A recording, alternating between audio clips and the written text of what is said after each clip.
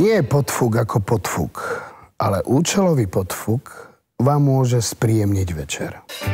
Servus, kamarát!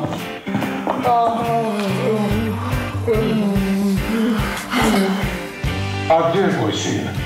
No predsa,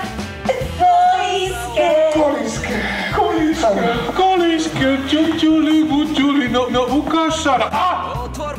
Je prázdna. Prídite sa pozrieť, je to milé predstavenie, pri ktorom sa môžete príjemne uvoľniť a z chuti sa zasmiať.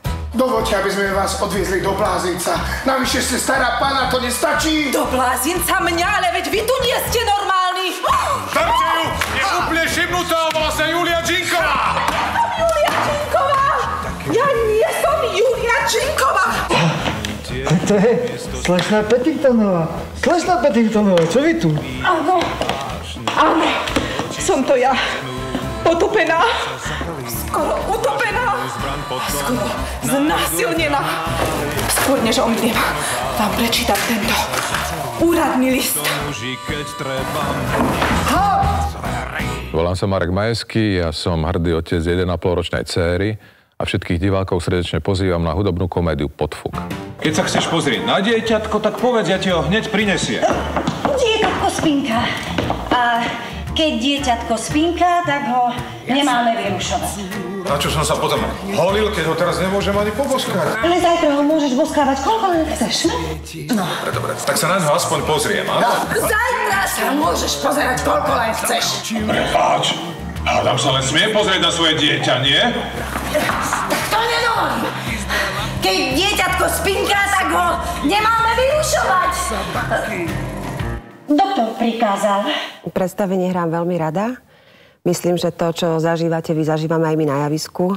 A robíme to s takým elánom a s takou chuťou, že si myslím, že všetci diváci by mali chuť prísť k nám. Jimmy, čo si urobil? Dobrý večer, pane. To je predsa môj syn. Áno, pane, priniesol som vám buk Kde ste ho vzali? z rúk tohto sexuálneho maniaka. Jimmy, ty si chcel uniesť nášho syna? Hovor! Ja som nechcel nič uniesť. Vyšiel som z domu celkom pokojne. A kam? Hovor! Na prechádzku s maličkým. Už zase? Tebe úplne zadrváva, či čo o polnoci na vzduch s novorodencom?